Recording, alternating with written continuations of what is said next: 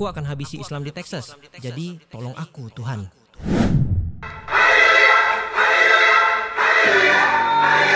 We're done turning the other cheek. Remember, David didn't pray for Goliath.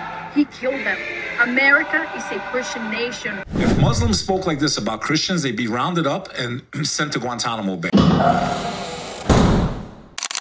And he didn't stop there. He drew it on his magazine, along with other disturbing things, like him mocking the Last Supper, writing, "Take this, all of you, and eat," on the ammo that he used. He even set up a target with the face of Jesus, and he laughed at it.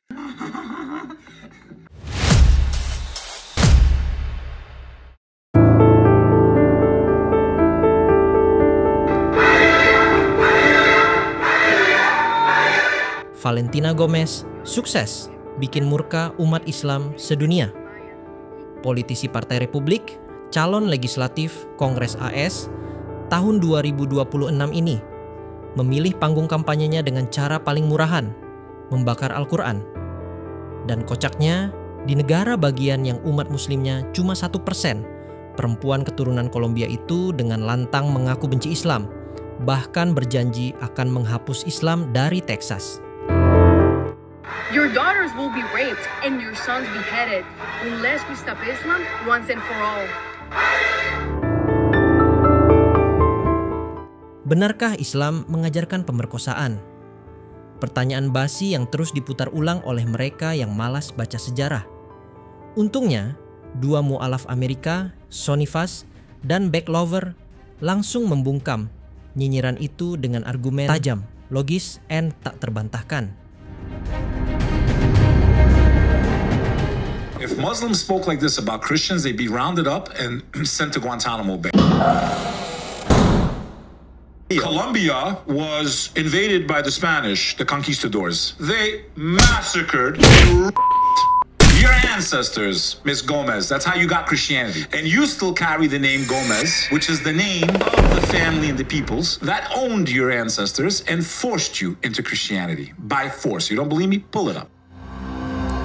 Beck Lover nggak cuma kasih paham Gomez soal siapa sebenarnya agama yang identik dengan pemerkosaan, seperti fitnahannya terhadap Islam. Ia juga menangkis tuduhan pedofil dengan data telak. Contohnya seperti laporan media internasional The Guardian mencatat setidaknya skandal 3.000 pedofilia di Gereja Katolik Prancis sejak tahun 1950-an. I'm waiting for you to talk about all the clergy in many denominations with over 700,000 cases of children being sexually abused by priests and by pastors. So if you're so worried about people getting start with your own house first, because if it comes to being you take the fucking crown. Turning the other cheek.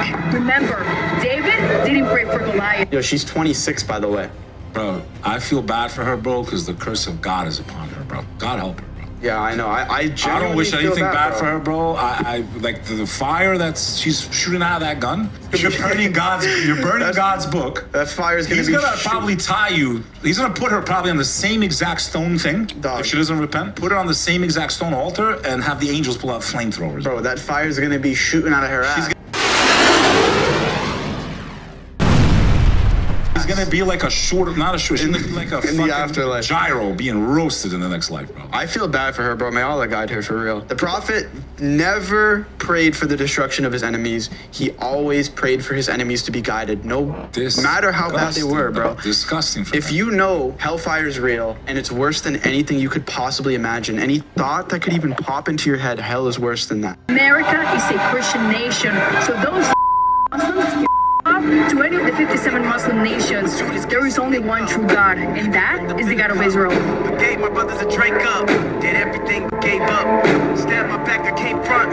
The religion of love. And she's playing Kanye. It's the religion of love. Religion of love.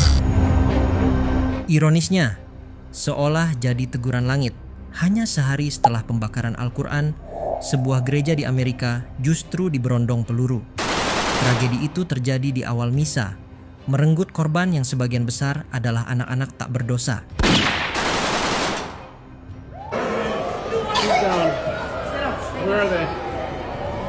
Where's the shooter? No one knows. Killed during the mass shooting at Annunciation Church in Minneapolis, and how the community is supporting their families. We start tonight with the tragic shooting at Annunciation Church in Minneapolis. 2 children were killed, 8-year-old Fletcher Merkel and 10-year-old Harper Moisky.